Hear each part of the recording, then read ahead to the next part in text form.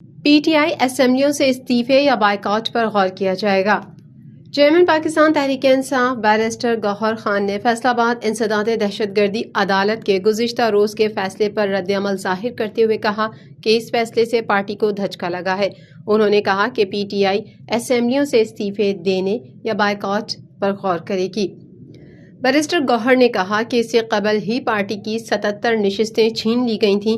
انہوں نے زین قریشی کی بریت کو سیاسی طور پر محض ایک اقدام قرار دیتے ہوئے کہا کہ ان کے خلاف شواہد نہیں تھے، لیکن دیگر افراد کے خلاف بھی شواہد کی کمی تھی۔ انہوں نے مزید کہا کہ 5 اگست کو بانی P T I Imran Khan کے کہنے پر پورے ملک میں احتجاجی مظاہرے ہوں گے، جس کی قیادت مقامی لیڈرشپ کرے گی۔